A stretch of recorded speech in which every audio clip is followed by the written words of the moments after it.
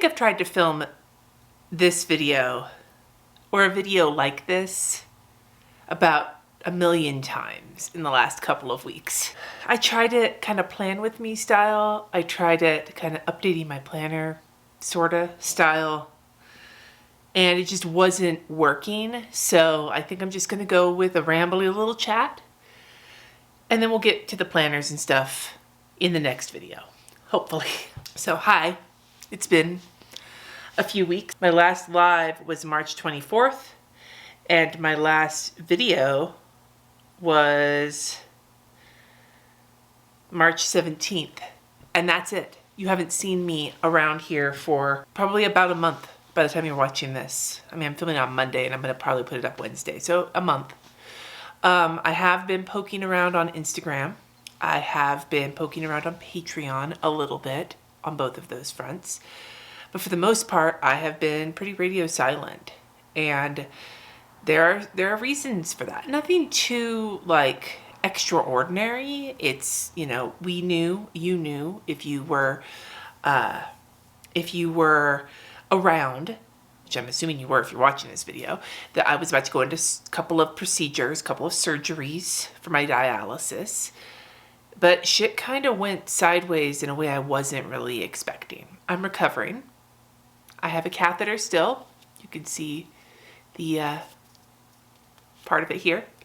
And you can see some of my shark bite looking fistula surgery there. The day you're seeing this, if it goes up on Wednesday like I hope, I'm getting my stitches taken out and my staples. I have stitches and staples. It's that fucking hardcore because they really wanted to make sure the fistula stayed closed because it's such a major vessel. And if it opens up, I'll bleed out pretty quickly. I'm fine. I'm okay. But there are reasons I have been so quiet. So the last video I put up was right before I got my catheter put in. So if you take it back, I'm a dialysis patient. I do home hemodialysis, and I have been using, since I started over a year ago, I've been using a AV fistula in my arm. They take a couple of blood vessels and connect them, and you strengthen them over the course of a few months, and it becomes a really big blood vessel, like a super highway to be able to pull your blood out of your body over and over and over again multiple times a week for dialysis. Your regular vessels would fucking collapse. You need something built for that. So I've had that. End of December, beginning of January, I started to notice an aneurysm was forming. I didn't know that's what it was. I just knew that a big round bulge was starting to develop on my fistula, and that it was hurting. It was pulling the skin was stretching thin, and it was aching quite a bit for about 3 months. My doctor takes a look at it, sends me to a vascular surgeon. They send me into a fistulogram where they go and they send little cameras in. It's not a fun process. And little balloons to like pop open any like narrow areas to build up the pressure. Suffice it to say, they decided I needed surgery.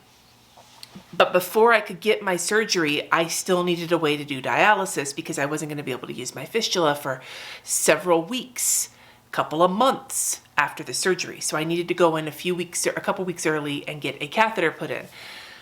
That was when everything started. Actually, that's not even true because there's another player in this game. I have been having a lot of spotting in the crotchal region for months. I didn't know if it was dialysis related or if my IUD was getting old.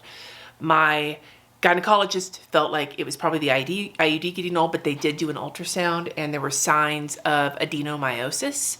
So that could also be causing part of the problem. But the first line of defense with adenomyosis is to get an IUD. So they had me scheduled to get an IUD. So I got my IUD. It was not a fun. Now I have gotten IUDs before and it always sucks, but this was worse than usual. Partly because my uterus is so tilted. The OBGYN had a really hard time seeing, so it really sucked. And she was so concerned that she scheduled me for an ultrasound 8 weeks out to take a look and make sure everything was in the right spot. In the meantime, I started having the IUD adjustment, which is a lot of like clots, and it's just gross, right? But this is all going on while I went in for my catheter. I wore a pad the size of a mattress because I was soaking through fucking everything with my giant clots and everything else. And I had talked to the doctors and they were like, it sounds like it's going okay. It's just you got a heavy blah, blah, blah. So at this point, but this comes to bear, okay? I had been basically losing clots the size of quarters. So gross. And everything. And like it would go in waves, but like it was really gross and I was just miserable, but I needed to get this all changed out. So this is all going on. I go in to get my catheter. It's an interventional radiology procedure. I was awake. They gave me ketamine and they gave me, I don't remember what else, but they gave me something to calm me down and something to help with the pain, but I was awake. I was just really stoned. They put the catheter in my chest. It's what's called a tunneled catheter. So it's tunneled under my skin. This is the tunneled catheter. This little medicated pad is over the actual opening in my skin. And because it's very important to keep this clean because it is aligned directly to my heart, basically. And then hanging off of it are these two little guys. And this is where we hook up for dialysis. I'm gonna tuck them right back into my bra. How about that? It didn't hurt. I was awake, but it didn't hurt, but it was kind of jostling. And I did feel the pinches from like the initial like anesthetic before they gave it the bigger anesthetic. But other than that, the procedure went fine, but I was really nauseated from the general and from the anesthesia and from just the procedure in general. And because I couldn't eat and only had so much time to drink in the morning, I had a migraine. I went into it with a migraine. They actually gave me Zofran, which is an anti-nausea medication. They gave me like a shot of it ahead of time, and I had a migraine. And what made it worse was that I had to go straight from the procedures. As soon as I could move around again, they put me in a wheelchair, and Jesse took me down to the dialysis clinic where I do my home hemo training, to their acute dialysis ward, so I could go get hooked up to their machine, and they could run me on a session and make sure that it worked. And it did. But that's a 4-hour long session on a much more hardcore machine than the gentler machines we use at home, which we do for only 2 and some change hours, like 2:45. It always wears me out. So I was a wreck when I got home and I was not feeling good. And I was still Niagara Fallsing from the lower regions, if you will. So I get home, I sleep for a couple of days, basically. I did do a little bit of work and stuff, but I was starting to get really run down. And I was wondering if it was because being on dialysis, this is the first major procedure I had had, besides the fistulogram, since going on to dialysis. So I was like, everything's a little harder when you're on dialysis and you're in kidney failure. Like everything just sucks more. So that's what I attributed it to. But I was starting to slow down. I was starting to feel just exhausted. That whole 2 weeks between my surgery wound up getting moved by a week, which was kind of a bummer, but it gave us more time to get practice with the catheter before we had to depend on the catheter. But we had to spend a few days at the clinic training on how to use the catheter. It's a lot of cleaning. You have to be very, very careful with this access because, like I said, it goes straight to my heart. Lots of cleaning, lots of training for about 3 days. And I did that live and everything else. And I went in for my surgery on April Fool's Day. And I thankfully did not have a migraine. But they did put me out for that one. I did sleep through that one. And when I woke up, I was on a bunch of painkillers, really tired, but not pukey, thankfully. But the surgery itself, I want to say 3.5 hours long, maybe.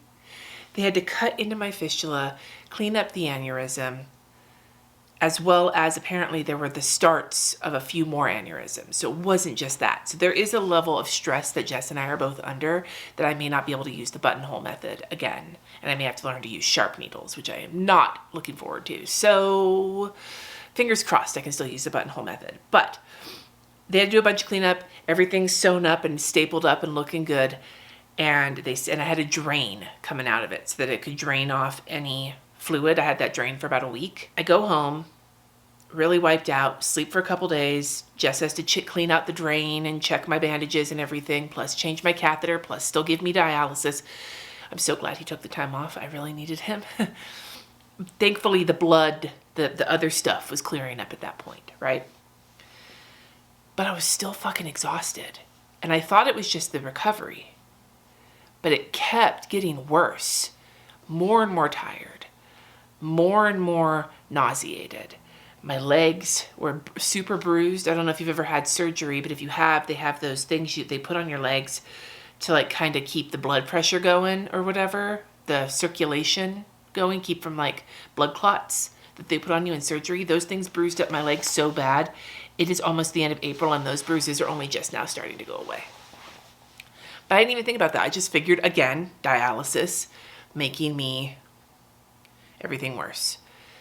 So then I had to go to my clinic appointment the week after surgery. And my doctor tells me, after looking at first he thinks there's like a problem with my kidney, the cleaning of my kidneys with dialysis using the catheter, because those numbers had gone down a little bit, and maybe that explained my symptoms. The extra tiredness, the bruising, the nausea. But then he looked at my labs. My iron had taken a fucking nosedive, and my hemoglobin was super low too, which is common in kidney patients because your kidneys are one of the things that signal your body to make hemoglobin. So as they start to fail, yeah. But he attributed it to the physiological stress my body was under. Now those labs, we sent those in the week I got surgery, right at like maybe 2 or 3 days after the surgery. That could have been it. But it occurred to me later, I didn't even think to mention this to my doctor, about how much I had lost in this IUD process. That may have been it too. So you put me on a pretty extreme regimen of iron infusions. I have to get a massive infusion every time I dialyze. I'm still in the middle of it. It's a 10 infusion course that's basically every day. I dialyze 5 days a week, so every treatment I get a bunch of iron at the end. It's gross. It tastes like beef jerky and copper pennies in the back of my throat, but whatever. And I'm starting to feel better. It's one of the reasons I put makeup on today for the first time in over a month. But it's been a really, really hard recovery. All this rambling to say it's been a really hard recovery. I have barely been able to like stay awake. There have been days where I will be going up the stairs and out of breath. So the anemia combined with the recovering from surgery, I have been a hot fucking mess. I keep bringing all this IUD stuff up because last week, was it last week? 2 weeks ago, maybe 2 weeks ago, a couple weeks, week and a half after my surgery, I had that 8-week appointment to get my ultrasound to look for my IUD. They couldn't find it. So I talked to the gynecologist and she said that one of 3 things is probably happening here. 1, the IUD is there, but they just couldn't see it. So she's going to send me in for an x-ray. I'm waiting on that right now. Probably if it is there and they couldn't find it, they'll have to take it out and put a new one in because it needs to be placed better. That's going to suck balls. Option number 2, it's not there and I expelled it when I was adjusting to it with all those giant clots and I just didn't notice because I did have cramping and stuff too. That would also suck because I'd have to get a fresh one put in. The third one, which would suck the hardest, is that it perforated and it's somewhere in my abdomen right now and I have to go in for yet another surgery. So we're waiting on that. Stay tuned. In the meantime, I have an appointment, like I said, the day you see this, hopefully, to get my stitches out. The next week, I go to see my vascular surgeon and he's going to do an ultrasound of my fistula and then meet with me to let me know what he thinks the options are in terms of using it again. Like when I can use it and if I should be able to use the buttonholes, and if I can, where should we look to create the buttonholes? So I'm really nervous about that appointment. And then after that appointment, I have a clinic visit where we will schedule out the time it's going to take to establish the new buttonholes, assuming I get to use them again. And if not, the time it's going to take to teach me how to use sharp needles, which I'm terrified of. There is a big chance I will just advocate towards going to the center rather than having to cannulate myself with the sharps because I'm that scared of doing it. So then again, I was scared of doing it with the blunts, so who knows, right? So that's what's been going on, really. I mean, there's been other things. There's family things that have been going on that I'll talk about later. It's not really a good time to talk about them right now, but like generally speaking, my life has been a hot mess of health this last month. And that's why I haven't had the energy to make videos or go live or do much of it. Like even my patrons have hardly gotten anything this month because I have been so exhausted. So like to the point where like it was almost as bad as it was when I was in kidney failure before I started dialysis and I was sleeping like 15 hours a day. Like it was that bad. I'm starting to feel better. A little bit. The iron must be working. I'm hella scared about this IUD thing. I'm hella scared about the possibility of not being able to use buttonholes. I'm bummed I had to miss Go Wild, which I knew I was probably going to have to miss. And then when I found out I was getting this surgery, I was like, well, that answers my question. I'm really struggling to determine how to proceed right now with YouTube and everything else. I mean, this is my job, but I am a fucking wreck. And so it's really hard to... It's hard to show up for work at all when you're this kind of a fucking health wreck. When you are your own boss, it gets even harder. Slow and steady is the way I'm going. Now, I'm hoping to go live this Sunday, but I'm keeping that very, very loose because it is really hard for me to commit to anything like that right now. But I've seen all of your messages. I really appreciate them. I'm sorry I haven't been responding, but I've just been so exhausted. And I'm so glad that you're here. So let me know in the comments what you'd like to hear from me. Do you want to see some planner videos? Do you want to get some, I don't know, other kinds of shit? Let me know. Help me jumpstart my creativity because I am not feeling very creative at the moment. And in the meantime, friends, take care of yourselves because being sick and being hospitalized sucks balls. Take care. Subscribe, and I'll see you next time.